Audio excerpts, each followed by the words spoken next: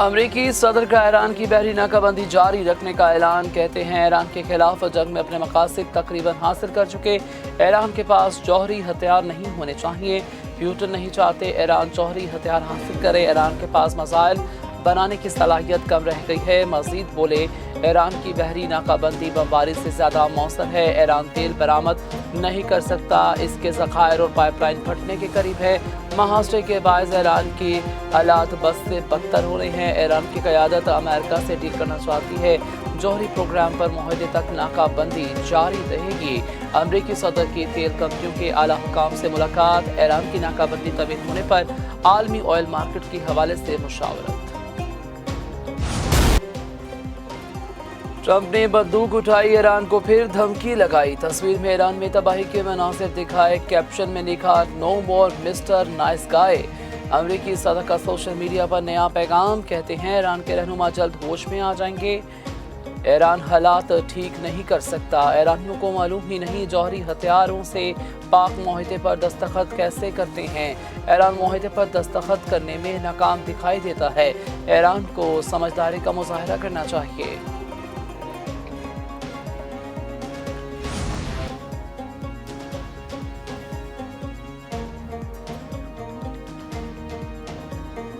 अब नए रूमर्स की बंदी से पैदा सूरत हाल। खाम तेल की आलमी कीमतों को मजीद उबाल। आलमी मंडी में खाम तेल की कीमतें मजीद बढ़ गईं। बरतानवी बंद खाम तेल की कीमत बढ़कर $119 फी बैरल हो गई।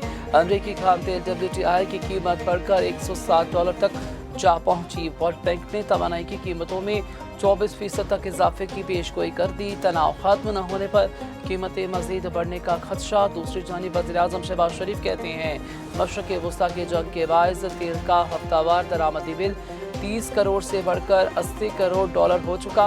तेल की कीमतें आसमान से बातें कर रही हैं। जुमे को पेट्रोलियम कीमतों का दोबारा तयन होगा। मौसर हिकमत अमली से तेल की किल्लत या खितार खित्ते में अमन के लिए पाकिस्तान की कोशिशें जारी हैं। अब्बास इराक़ची ने कहा कि अपनी क़यादत से बात करके आगाह करेंगे।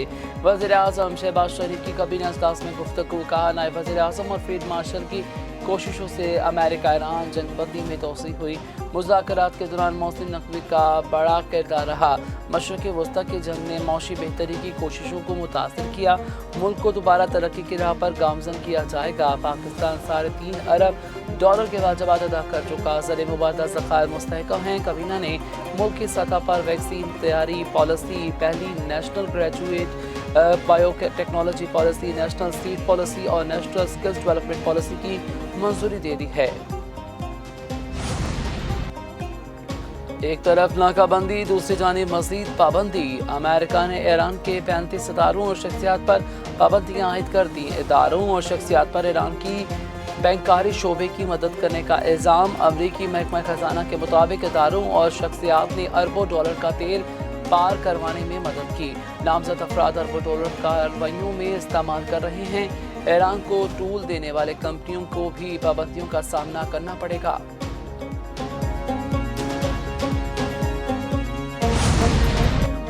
ईरानी सफ़ीर आमिर सईद का अमरीकी इक़दाम के खिलाफ एहतजाजी खत अक़वाम मुत्तहिदा के सेक्रेटरी जनरल और सलामती कौंसिल के सदर को खत लिखा। कहा, अमेरिका की जानिब से ईरानी जहाज़ों की ज़ब्ती समंदरी कज़ा की है।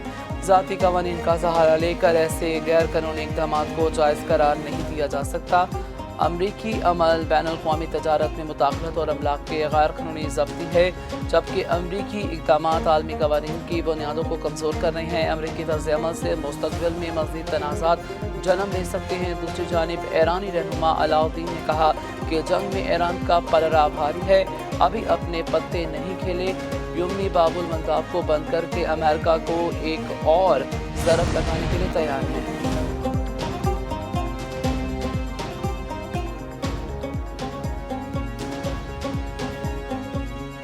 ट्रंप की $1.5 ट्रिलियन की दफाई बजट की दरख्वास्त। वक्त की ज़रूरत है। अमरीकी अफवाज की तनख्वाहों में 7% इजाफा कर रहे हैं। अमरीकी वज़ीर जंग पीट हेगेस की कांग्रेस की हाउस आर्म्ड सर्विस कमेटी में गुफ्तगू। कहते हैं दिफाई बजट का मकसद अमेरिका को हर खतरे में महफूज बनाना है। जनरल यल्किन बोले, हमने जंग के दौरान कामयाबी से अहदाफ हासिल किए हैं। ईरान को किसी सूरत जौहरी हथियार रखने की इजाज़त नहीं दे सकते। نائب وزیر اعظم اشتاق سے سعودی سفیر نواف بن سعید کی ملاقات ہوئی، خطے کی حالیہ صورتحال پر تفصیلی تبادلہ خیال کیا گیا۔ نائب وزیر اعظم کا علاقائی امن و استحکام کے لیے مذاکرات اور رابطوں پر زور، سعودی سفیر کی جانب سے پاکستان کی امن کوششوں کی بھرپور حمایت اور تحسین۔ اسحاق ڈار کا برطانوی وزیر خارجہ یویٹ کوپر سے ٹیلی فونک رابطہ، خطے کی صورتحال پر تبادلہ خیال۔ برطانوی وزیر خارجہ نے خطے میں امن و استحکام کے لیے پاکستان کی مسلسل کوششوں کو سراہا۔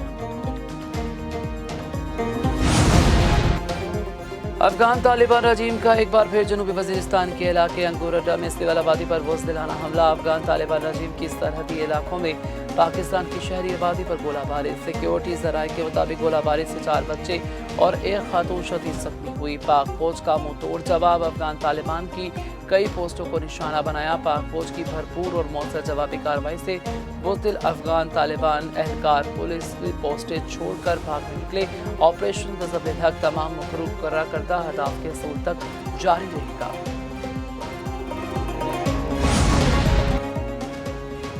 بحریہ ٹاؤن کراچی من لانڈرنگ اور کرپشن کیس میں بڑی پیش رفت، اشتہاری ملزم ملک ریاض کی انٹرپول کے ذریعے ریڈ وارنٹ جاری کر دی گئے۔ چیئرمین نیب کی میڈیا سے گفتگو، کہا ملک ریاض کے بیٹے علی ریاض ملک کے بھی انٹرپول کے ذریعے ریڈ وارنٹ جاری کر دیے، دونوں ملزم جلد گرفتار کر لیے جائیں گے۔ ملزموں کے red warrant real estate sector میں کرپشن کے بھاری کیسز پر جاری ہوئے ہیں۔ ملک ریاض کے خلاف 900 ارب سے زائد کے کیسز کی تحقیقات مکمل ہو چکی۔ بانی پی ٹی آئی کے خلاف ممنوعہ فنڈنگ کیس میں اہم پیش رفت، بانی پی ٹی آئی اور دیگر ملزموں کے خلاف چلان خصوصی عدالت میں جمع کرا دیا گیا۔ بانی پی ٹی آئی کو فورن فنڈنگ کیس میں مرکزی ملزم قرار دیا گیا۔ رجسٹرار آفس کی جانب سے چلان کی سیکورٹی کا عمل شروع۔ بانی پی ٹی آئی کے خلاف فورن فنڈنگ کیس آج سماعت کے لیے مقرر۔ دوسری جانب 190 ملین پاؤنڈ کیس میں بانی اور بشرا کی سزا کے خلاف اپیل کی بھی سماعت ہوگی۔ اسلام آباد ہائی کورٹ کے چیف جسٹس سرفراز ڈوکر اور جسٹس محمد آصف آج سماعت کریں گے۔